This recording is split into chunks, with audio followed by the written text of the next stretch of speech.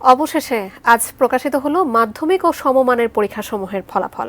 পাশের হার ঢাকা বোর্ডে ৮৩.০৯%, কুমিল্লা বোর্ডে ৭৯.২৩% এবং চট্টগ্রাম বোর্ডে ৮২.৮০%। অন্যান্য বোর্ডের ফলও পাওয়া যাচ্ছে ধাপে ধাপে।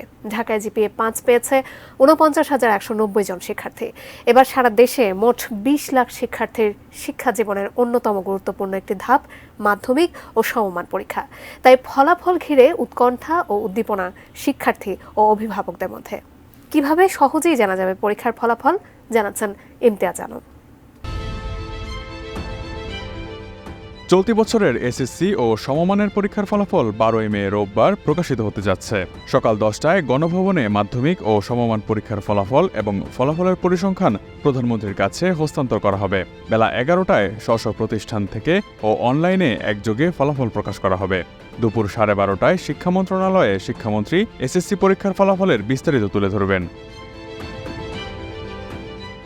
পরীক্ষার ফলাফল জানতে ঢাকা শিক্ষা বোর্ডের ওয়েবসাইটে গিয়ে রেজাল্ট কর্নারে ক্লিক করে শিক্ষা প্রতিষ্ঠানের EIN এন্ট্রি করে প্রতিষ্ঠান ভিত্তিক রেজাল্ট শিট ডাউনলোড করা যাবে। এছাড়া www.educationboardresult.gov.bd ওয়েবসাইটে ক্লিক করে রোল ও রেজিস্ট্রেশন নম্বরের মাধ্যমে রেজাল্ট শিট ডাউনলোড করা যাবে। অন্যদিকে পরীক্ষার ফলাফল প্রকাশের পর SMS এর মাধ্যমেও তা জানা যাবে। এজন্য মোবাইলের মেসেজ অপশনে গিয়ে এসএসসি বোর্ড নেমের প্রথম ৩ অক্ষর স্পেস দিয়ে রোল স্পেস দিয়ে ইয়ার টাইপ করে 16222 নম্বরে পাঠাতে হবে। চলতি বছরের এসএসসি ও সমমানের পরীক্ষা ১৫ ফেব্রুয়ারি শুরু হয়ে শেষ হয় ১২ মার্চ।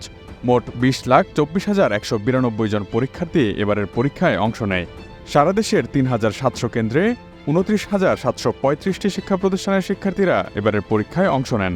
এর মধ্যে ৯টি সাধারণ শিক্ষা বোর্ডের অধীনে পরীক্ষার্থী ছিলেন ১৬,০৬,৮৭৯ জন। মাদ্রাসা শিক্ষা বোর্ডের অধীনে দাখিল পরীক্ষা দিয়েছেন মোট ২,৪২,৩১৪ জন। কারিগরি শিক্ষা বোর্ডের অধীনে এসএসসি ও দাখিল পরীক্ষায় অংশ নেন ১,২৬,৩৭৩ জন। Imtiaz Alam, desk report, ATN news.